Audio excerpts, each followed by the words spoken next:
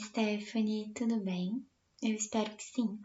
Eu sou a Fernanda e durante esse mês de dezembro eu vou te ajudar a desenvolver as atividades de geografia, tá bom? Então a gente vai começar aqui na semana 1 de geografia e durante esse PET a gente vai conversar muito sobre a importância da água, certo? E logo nesse primeiro exercício vai mostrar que a Copasa é responsável pelo tratamento de água e esgoto. E o que isso significa? Significa que a água, ela é retirada de algum lugar. Ou seja, a gente tira a água para poder consumir, para poder usar, tanto para tomar banho, quanto para beber, quanto para cozinhar. Então, a gente tira essa água de algum lugar. E de onde a gente tira essa água? E ela vem para nossa casa, a gente consome ela de uma forma ou de outra e depois devolve ela pelos canos e ela vai para o esgoto.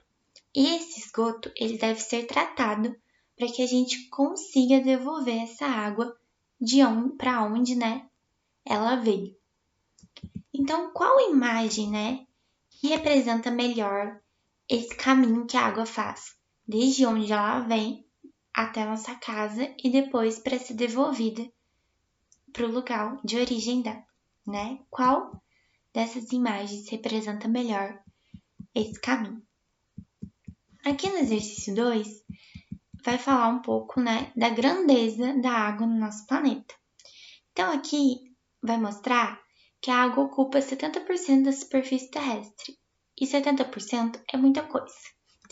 Eu trouxe até uma imagem aqui para você ver que o nosso corpo, ele também é composto por 70% de água.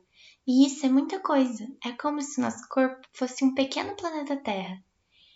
Então, imagina a grandeza, que é ter 70% de água no planeta todo. É muita coisa, não é? Porque olha aqui como essa água representa muito, dentro do nosso corpo. Por isso é tão importante o consumo de água, tão importante preservar a água, para que a gente sempre tenha ela para consumir. E aqui, esse exercício vai pedir para você pintar de marrom a parte, desse desenho que representa a parte terrestre, a parte sólida, a parte que nós pisamos do nosso planeta Terra, e a parte que representa a água, os mares, os oceanos, os rios. Em qual dessas, em qual parte desse desenho está melhor representado? E aqui vai trazer uma observação, uma curiosidade muito importante, que vai falar que 97% da água do planeta não é própria para consumo. E o que isso significa? Significa que, embora a gente tenha muita água, essa água muitas vezes é água do mar, uma água salgada, que não cumpre a função que a água doce, que nós temos só 3% dela cumpre, que é de hidratar, de a gente conseguir fazer comida com essa água. Então, a água do mar, a água salgada, ela não é própria para consumo, porque ela não consegue cumprir essa função, E o Brasil é muito rico, Nós temos muita água potável, que é a água própria para consumo, a água que vem das nascentes dos nossos rios, e tudo isso faz com que a gente tenha muita, muita água. Aqui, no exercício 3, vai pedir para você ligar os estados da água, Então, aqui a gente vai ter 3 imagens e 3 estados de água, Que é sólido, líquido e gasoso. Então, quais dessas imagens representam melhor, cada situação que a água se encontra? Aqui, essa nuvem representa o sólido? Não sabemos. Isso aí é você que vai ter que marcar pra gente, tá bem? Eu trouxe uma imagem aqui pra gente falar um pouquinho sobre esse ciclo que a água faz, tá bem? Então, aqui a gente tem a água no estado líquido dela, A água do rio, a água dos lagos, dos mares. Ela tá no estado líquido, é o estado da água que a gente bebe. E quando ela entra em contato, quando o sol entra em contato com essa água, ela evapora, ela se torna um vaporzinho de água. E a gente não consegue ver esse vaporzinho subindo. E quando ele sobe, e quando há muito vapor dessa água, ela se torna uma nuvem.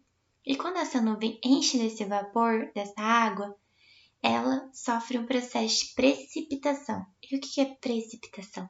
Nada mais é que a chuva. A chuva que, durante principalmente essa época do ano, acontece muito.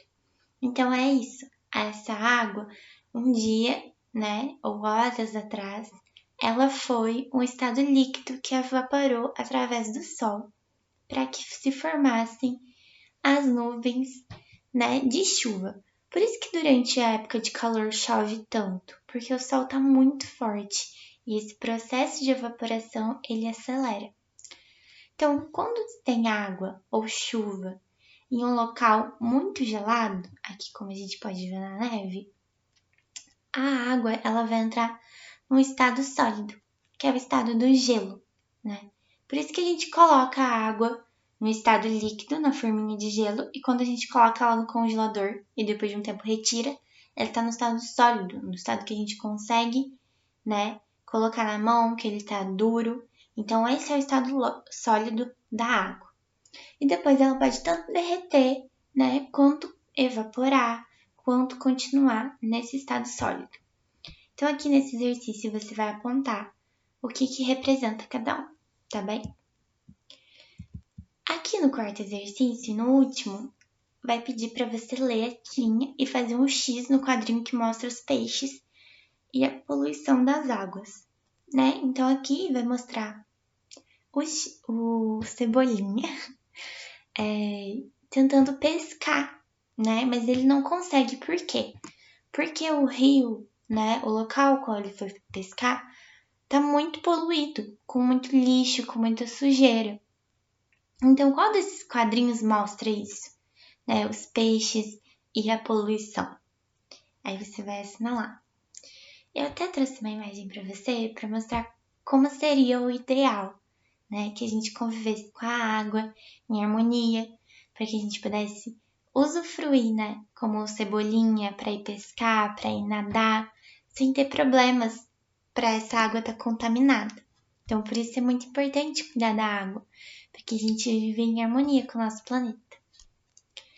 Bom, da primeira semana são somente esses 4 exercícios. Eu volto em outro vídeo para explicar os exercícios da semana 2 e eu espero poder ter te ajudado, tá bem? Então, um abraço e bons estudos!